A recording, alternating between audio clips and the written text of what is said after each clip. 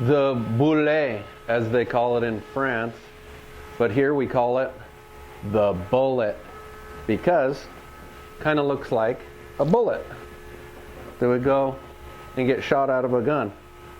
But rather than resorting to bullets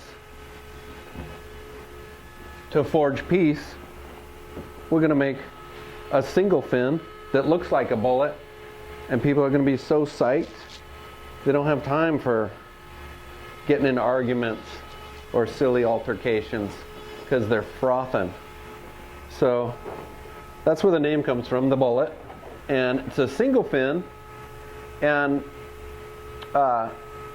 this is actually one of my older models. The first one of these I made was about maybe 15 years ago, and it was a 5.6.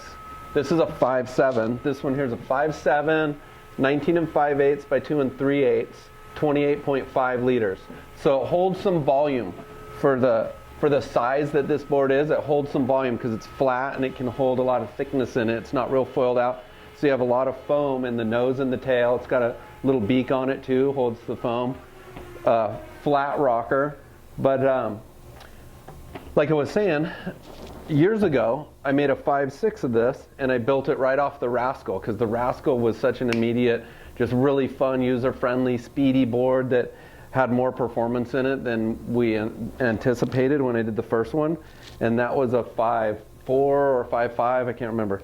But the bullet in the 5.6, I basically just stretched the Rascal a little bit, and then rather than a swallowtail, put a thumbtail on it, and voila, and put a 10.5-inch box, so you got a lot of play for moving the fin up or back if you want it looser or drivier. And you can experiment with that, find what works for you.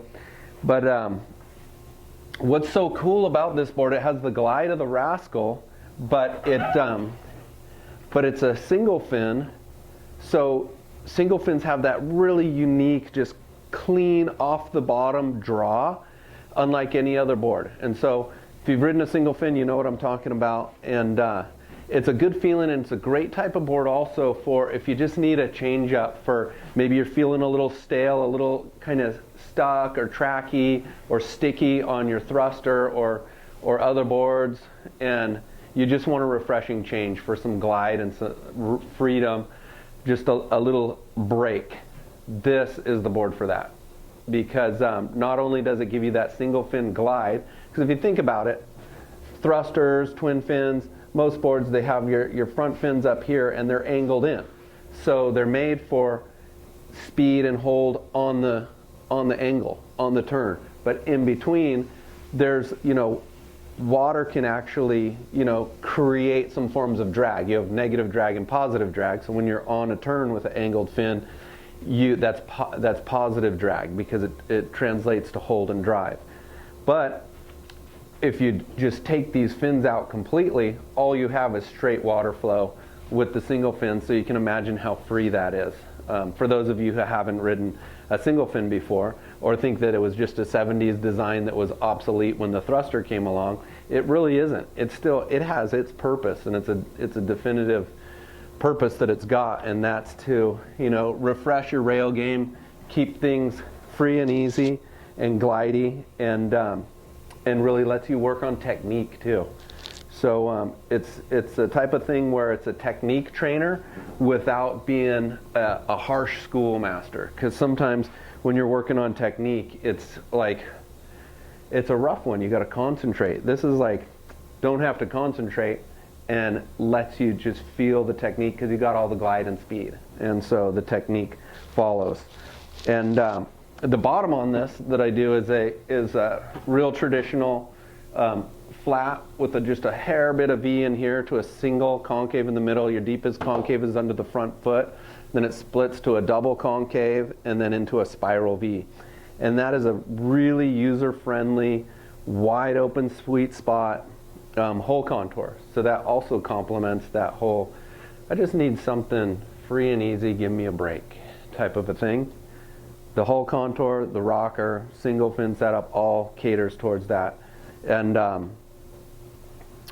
this one has an even volume distribution, like it's not real gutted out and thinned out in the nose like a thruster would be. or a high performance shortboard and all the thickness, you know, back in here under your feet.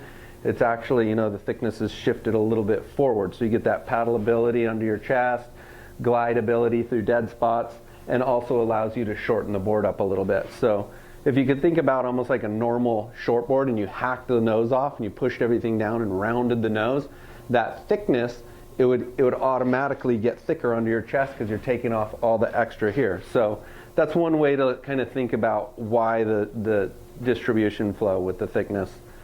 And